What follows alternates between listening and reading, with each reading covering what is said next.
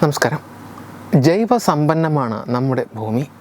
വൈവിധ്യമാർന്ന നിരവധി ജീവജാലങ്ങൾ നമ്മുടെ ലോകത്തുണ്ട്. ഒരുപക്ഷെ നമ്മൾ കാണാത്ത തരം ജീവികൾ പോലും നമ്മുടെ ഭൂമിയിലുണ്ടാകാം. ചില ജീവികൾ ഭൂമിയിലുണ്ട് എന്ന് മനുഷ്യർ ശക്തമായി വിശ്വസിക്കുന്നു. ലോകത്തിൻ്റെ പല ഭാഗങ്ങളിലും അവയെപ്പറ്റി കഥകളുണ്ടാകാം. എന്നാൽ ആരും അവയെ കണ്ടതായി സ്ഥിരീകരിക്കുന്ന അല്ലെങ്കിൽ വിശ്വസനീയമായ തെളിവുകളില്ല.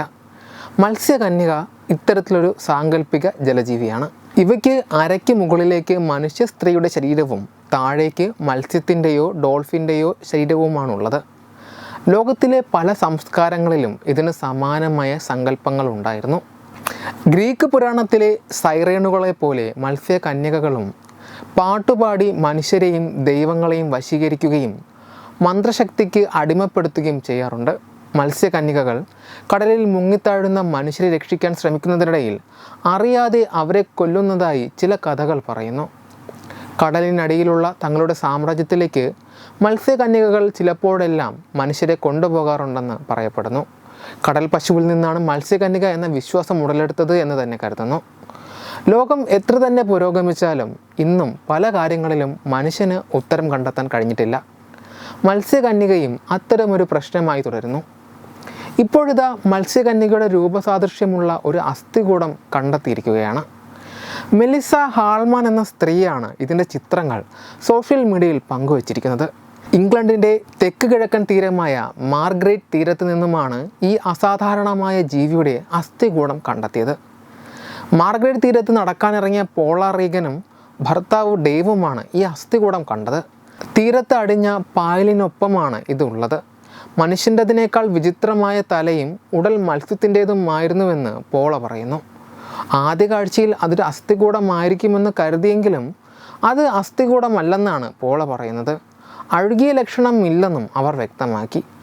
എന്തായാലും ചിത്രങ്ങൾ ഇപ്പോൾ സൈബർ ഇടങ്ങളിൽ വൈറലാണ്. പലരും ഇത് അന്യഗ്രഹജീവിയാണെന്നും മത്സ്യകന്യകയാണെന്നും പറഞ്ഞ് രംഗത്തെത്തുന്നു. ശരിക്കും എന്താണ് ഈ അസ്ഥികൂടമെന്ന് ഇതുവരെയും കണ്ടെത്തിയിട്ടില്ല എന്നതാണ് സത്യം. ശരിക്കും ഈ അസ്ഥികൂടം എന്താണെന്ന് ഇതുവരെയും കണ്ടെത്തിയിട്ടില്ല. ഏതെങ്കിലും വിരുദ്ധന്മാർ ഒപ്പിച്ച പണിയാണോ ഇതെന്നും അറിയില്ല. വെബ് ഡെസ്ക് തത്തുമൈ news. Branding partner Edubix online executive education. Focus physiotherapy centre Pattom. Unnat engineering Gujarat. തീർത്ഥയാത്ര.com. Iron build Gujarat. PRS hospital Killipalam Thiruvananthapuram. 5 തലമുറകളായി നിങ്ങൾക്കൊപ്പം. തുമ്പമൺ ശ്രീ വടക്കുംനാഥൻ ക്ഷേത്രം അമ്പലക്കടവ് പത്തനംതിട്ട. ശ്രീമദ് സ്കന്ദപുരാണ മഹാസത്രം 2025 മെയ് 11 മുതൽ 18 വരെ. ബ്രഹ്മശ്രീ മുംബൈ ചന്ദ്രശേഖര ശർമ്മയുടെ മുഖ്യ കാർമ്മികത്വത്തിൽ മഹാഗണപതി ഹോമം, സ്കന്ദപുരാണ പാരായണം, മഹത് പ്രഭാഷണങ്ങൾ, പൂജഹോമാദികൾ, കലാസാംസ്കാരിക പരിപാടികൾ.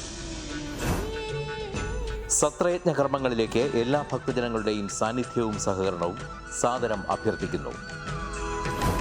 മഹാസത്രവേദിയിൽ മെയ് 18 പഴനി അരുൾമിക ദണ്ഡായുധപാണി സ്വാമി ദേവസ്ഥാന അർച്ചക സ്ഥാനികർ ശ്രീസെൽവ സുബ്രഹ്മണ്യ ശിവശാരിയാരുടെ മുഖ്യ കാർമ്മികത്വത്തിൽ നടക്കുന്ന അതിശ്രേഷ്ഠവും സർവൈശ്വര്യദായകവുമായ സ്കന്ദഹോമം.